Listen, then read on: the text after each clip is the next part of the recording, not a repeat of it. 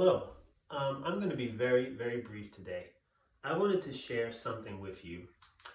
It's a little bit of a story. So I was given this book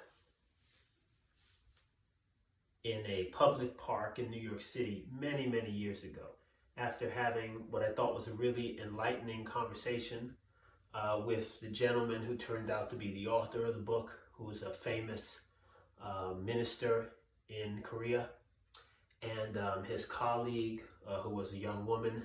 They were out doing their version of Mission.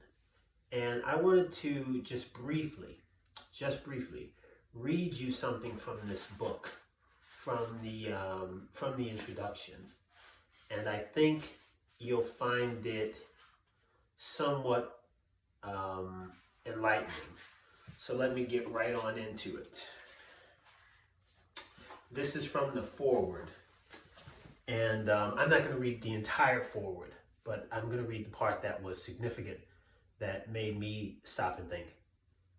And here it goes. Foreword. A steady spring rain fell all last night, ending a winter drought.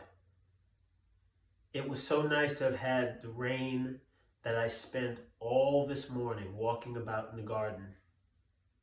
The ground had that fragrant aroma of moist earth I had missed all throughout the winter, and the weeping willow and the cherry trees were showing signs of new spring buds. I felt I could hear the popping sounds of new life sprouting here and there around the garden. Before I knew it, my wife, who had followed me out, was picking young mugwort shoots that had managed to poke their heads up through the dry lawn. Mugwort is a medical shrub with a wide range of healing properties. The night's rain had turned the whole world into a fragrant spring garden. No matter how much commotion there may be in the world, when the calendar turns to March, spring is on its way. The older I become, the more it means to me that nature's spring follows winter and brings with it flowers in full bloom. Who am I that God, in each season, allows the flowers to bloom and the snow to fall, so I might know the joy of being alive? Love wells up from within the deepest recesses of my heart, and I am overcome with emotion. I am moved to tears as I think that everything of real value has been given to me freely. In my life, I have circled the globe many times over in my efforts to bring about a world of peace, and yet it is here in this garden in spring that I am able to taste real peace.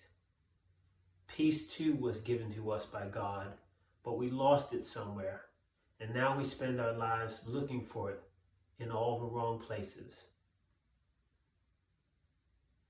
That's as much as I'm going to read to you. There's about 2 pages left, but it's a beautiful treatise, and it's the quality and type of thoughts that I'd encourage all of us to dwell upon a little bit more, and maybe it'll bring some peace to this world. This is a great book by Reverend Sun Myung Moon. It's called As a Peace-Loving Global Citizen.